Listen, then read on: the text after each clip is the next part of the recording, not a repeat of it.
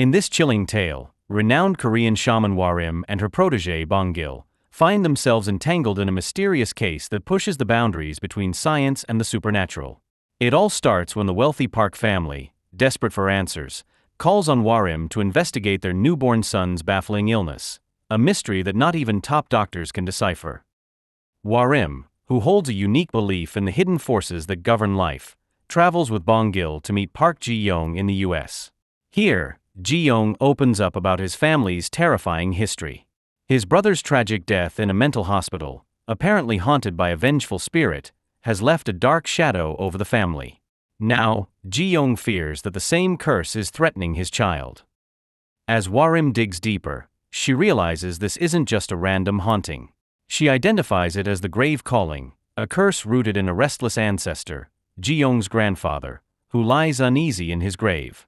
Warim suggests that only by relocating this ancestral grave can the family hope to lift the curse and protect the newborn from further harm.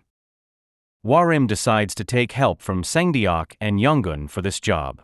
Sangdeok is a feng shui expert who helps wealthy clients find ideal burial spots, while Yonggun is a mortician who runs a funeral home. After 3 years apart, Warim reaches out to this duo with an unusual request. She tells them about Ji-young, who wants to relocate his grandfather's grave, which has been in a remote mountain near the North Korean border for over 100 years. Sangdeok and Yonggun are intrigued, and the generous payment seals the deal. For Sangdeok, it's an extra blessing, as his daughter's wedding is approaching, and the money will be helpful.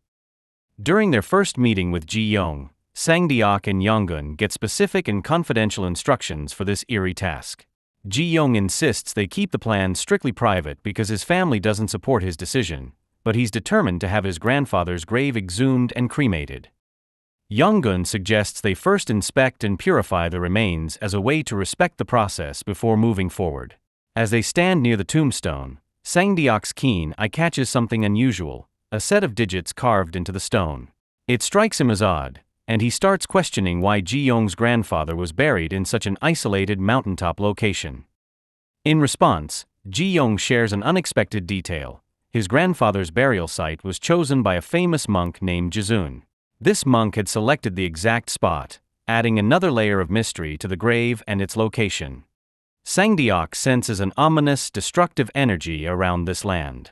Later, Ji-young tells him that his wife had a couple of miscarriages.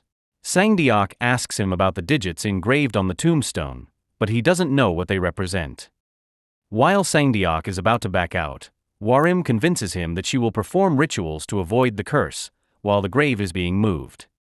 The next day, she and Bongil perform a ritual called axe turning, that involves 5 pigs and 5 workers born in the same year. It aims to distract the evil and help with the excavation. With Warim's ritual, the excavation works out smoothly. They find a cypress coffin that was only for the royal family. Later, as they're cleaning up the site, a grave digger spots a snake with a human-like head. Startled, he accidentally cuts off its head, causing rain to pour down, and which is considered a bad omen. With the unexpected rain, the cremation has to be delayed, so Sangdeok arranges to store the coffin at a hospital. Meanwhile, he discovers that a treasure was rumored to be buried under the nameless tomb, which had long attracted tomb raiders and grave robbers. At the hospital, the caretaker opens the coffin, releasing the spirit of Ji-young's grandfather, who is bent on taking revenge on his descendants. This vengeful spirit sets its sights on Ji-young's entire bloodline, threatening all their lives. To stop the haunting, Warim sends Sangdeok to handle it. However, before he could save them, the spirit kills Ji-young's parents. The spirit then finds Ji-young to his hotel, where it takes control of his body. In a chilling turn, the possessed Ji-young turns on himself, and the spirit ultimately kills him, completing its vengeful wrath on him. Warim and the others soon discover that Ji-young's grandfather had been loyal to Imperial Japan during Korea's occupation, and suffered due to his improper burial, which led him to haunt his family.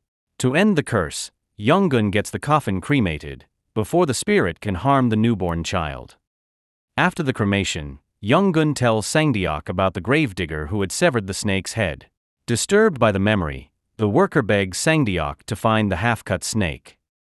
Following the request, Sangdeok returns to the burial site. As he digs, he uncovers another coffin buried upright. He alerts other members, who come to the site to investigate. Together, they unearth the grave and move it to a temple. Soon, they discover that the coffin belonged to a monk named Jizun, who was actually a Japanese man named Kitsune. They're puzzled as to why he would bury Ji Yong's grandfather in such an improper place, if he was loyal to Japan. However, following the Park family's wishes, Sangdeok and his team decide to dispose of the coffin. Later that night, Bongil spots a terrifying ghoul, slaughtering both humans and pigs. He and Warim rush to the temple, where they find the coffin torn open and a hole in the roof. Outside, they come face to face with a giant samurai ghoul. When Bongil tries to fight it, the ghoul possesses him, causing him to turn into a ball of fire that shoots into the sky.